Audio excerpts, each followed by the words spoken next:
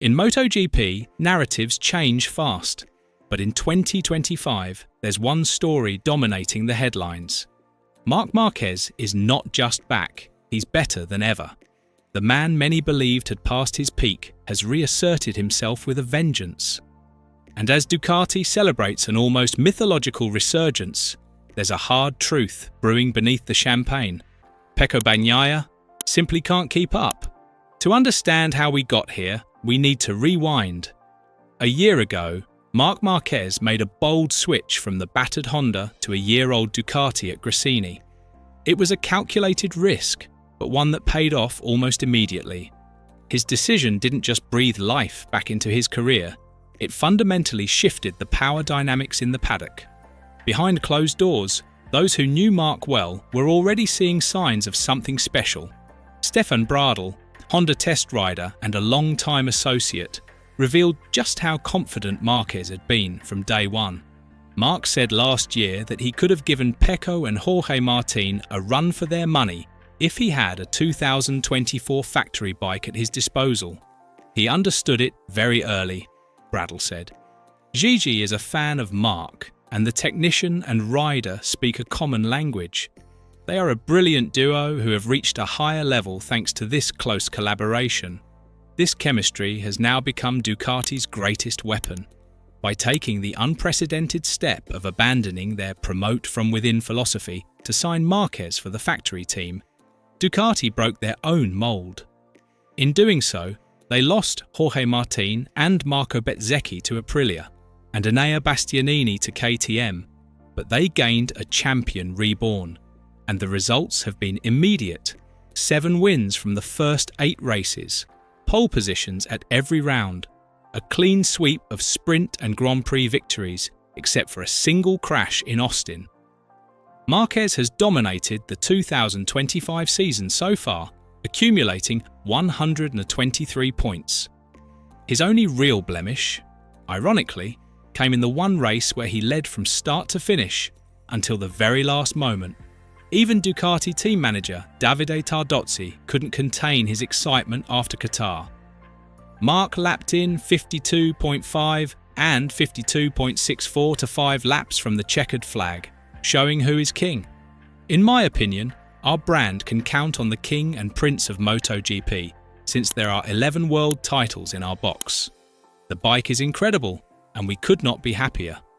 Behind the poetic praise lies a critical truth. Ducati sees Marquez not just as a stopgap superstar, but as the foundation of its future dominance. Tardozzi made it clear, Marc might win all the GPs, but there will be occasions when as a calculator he will settle for coming second. Pecco complicates the life of the team because he demands a bike that suits him. And that, right there, is the crack in Pecco Bagnaia's armour. Ducati is no longer being built around him, and he knows it. Let's look at the performance differential. Marquez has stormed out of the blocks. He's won 3 of the 4 main races this year and swept every sprint. Pecco, meanwhile, has struggled, not just on Saturdays, but all weekend. His qualifying woes in Qatar were just the tip of the iceberg. After a crash left him 11th on the grid, he could only manage 8th in the sprint and 2nd in the main race after a penalty moved Maverick Vinales back. To the neutral fan, that might seem like a decent recovery. But to analysts, it's a red flag. Former MotoGP champion turned pundit Neil Hodgson pulled no punches.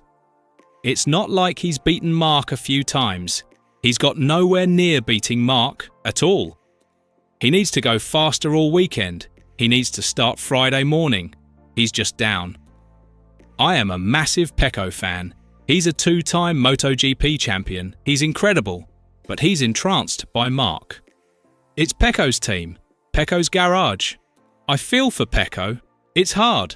Don't focus on the Saturday. Focus on everything, because Marc has destroyed you. Even Pecco's win in Texas came with an asterisk. He only inherited it after Marquez crashed out from an 8-second lead. Without that mistake, we could be looking at a perfect 8-for-8 record from the Spaniard. So what's going wrong for Pecco? On the surface, it's a matter of adaptation. He's incredibly talented, but he demands a very specific kind of bike. As Tardozzi pointed out, he is not the kind of rider who adapts to riding a bike that is not his style, and this creates a problem for the team. He didn't feel safe under braking in Qatar, but at least he found his speed again. Pecco's rigidity with setup and his discomfort with Ducati's evolving sprint race format, particularly the fuel load and bike behaviour in the early laps, are dragging him down. While Marquez thrives under every condition thrown at him, Pecco is still trying to find the sweet spot. Gigi, Ducati's technical guru, also saw the contrast. An incomparable Marc at the moment. He showed all his strength, but above all his tactical ability and competitive sagacity in knowing how to read the race and modulate his resources at the most important moments. That racecraft, that ability to calculate, it's what's transformed Marquez from a raw force of nature into a strategic assassin. He's no longer just winning with talent, he's controlling the championship. The numbers tell the rest of the story. Marquez sits 17 points clear of his brother Alex and 26 ahead of Pecco. Even more concerning for Pecco is the consistency of the other riders. Alex Marquez, despite riding older machinery at Gresini, led the standings briefly and still holds second. Franco Morbidelli is now a regular podium threat, and Fermin Aldeguer continues to impress, with a steady upward trajectory that's making him the hottest young property in the paddock. As Gigi summed up, Aldeguer reconfirmed himself after the sprint race and the Austin GP with a 5th place that highlights his sustained adaptation and improvement, as well as his talent and good teamwork. So where does this leave Pecco? Alex Espargaro, never shy with an opinion, laid it out plainly. I think it will be very difficult for his rivals to beat him, Marquez, because many factors have come together. The best rider in the world, surely in history, on the best bike. Marc is truly riding at a stratospheric level, and I think it will be very difficult to stop him. And while it's still early days in a long season, the psychological battle may already be lost. Hodgson believes Pecco needs to change something, and soon. Already we're at that point where you've got to change something, he warned. Marc nearly beat him last year on the 23 Ducati, which we now know was 3 or 4 tenths per lap slower. Marc goes into Jerez as the favourite. It's a harsh reality for Pecco. He's never faced this kind of internal competition. And, unlike previous seasons where he was Ducati's golden boy, he's now just one of many in the red garage, and not the fastest. The European leg of the championship kicks off next in Jerez, a circuit where both riders have proven pedigree. But the question is no longer just about race wins, it's about narrative control. Can Pecco reclaim his place at the top of Ducati's food chain?